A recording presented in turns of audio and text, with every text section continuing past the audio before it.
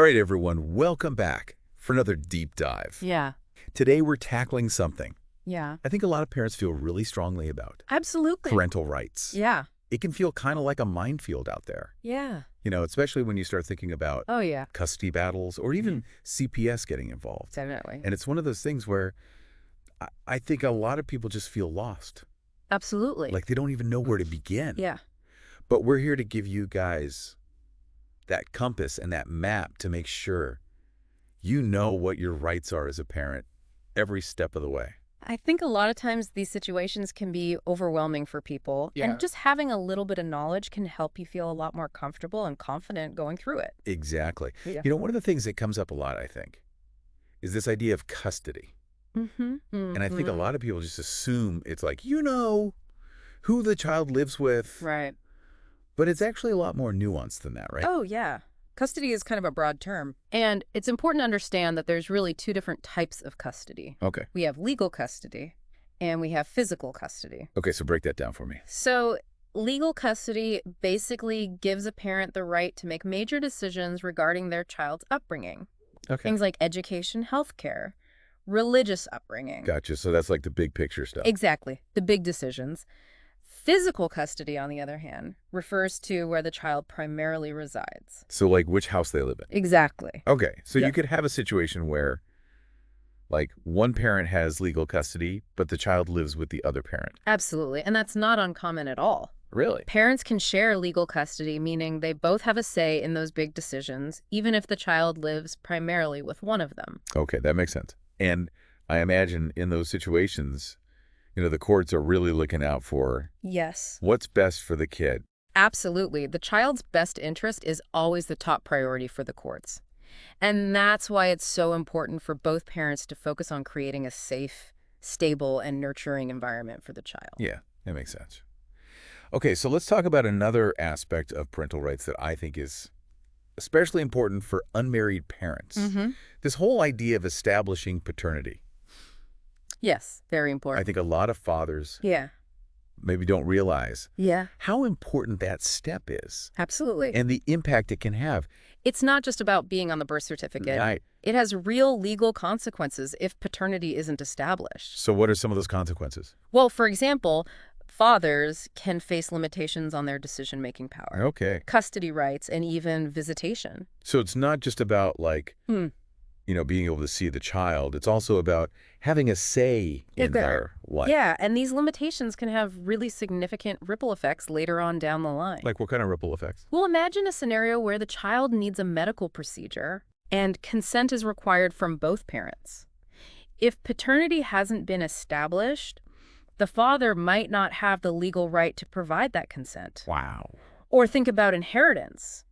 A child's right to inherit from their father could be jeopardized if paternity hasn't been legally established. That's huge. So it's really about protecting both the father's rights and the child's rights. Absolutely. It's about safeguarding both. Yeah. And thankfully, there are straightforward ways to establish paternity. Okay. You can sign the birth certificate, you can file a court petition, or in some cases, you might need to undergo a DNA test. Okay. Taking those steps early can prevent a lot of potential complications down the road. It's always better to be proactive. Absolutely. All right, so let's shift gears a little bit and talk about something that I know can be really anxiety-inducing for parents. Uh-huh. And that's the prospect of dealing with CPS, Yeah. Child Protective Services. I think this is a topic that understandably evokes a lot of fear and uncertainty. Absolutely. No one wants to imagine facing a CPS investigation. But it's essential to remember that you have rights throughout the process. Okay. And knowing those rights can really empower you to navigate this challenging situation effectively. So what are some of the crucial things that a parent should know if they find themselves facing a CPS investigation? Well, first and foremost, you have the right to remain silent. Okay. Except for providing basic identifying information. Okay. You are not obligated to answer questions about the allegations. So you don't have to. Tell them your whole side of the story right away. Not right away. You have the right to have an attorney present and to consult with them before answering any questions. Okay. Second, you have the right to refuse entry to your home without a warrant. So they can't just barge in? No, they cannot. Don't feel pressured to allow CPS workers in without proper legal documentation. Gotcha. And perhaps most importantly, you have the right to legal representation. Okay.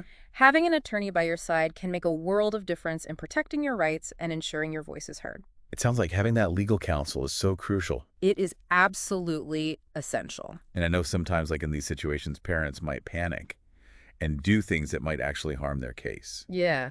So what are some common pitfalls to avoid when dealing with CPS? Well, one of the biggest mistakes parents can make is ignoring CPS communications or court orders. So even if it feels scary, you got to face it head on. Exactly. It's crucial to engage with the process, even if it feels intimidating. Not cooperating can be misinterpreted as guilt or an attempt to hide something, and that can ultimately jeopardize your case. Gotcha. Remember, you have the right to seek legal counsel, gather evidence, and present your side of the story. Yeah. It sounds like knowledge really is power in these situations. It absolutely is. Having that legal support, knowing your rights, Yeah, can make all the difference. it can.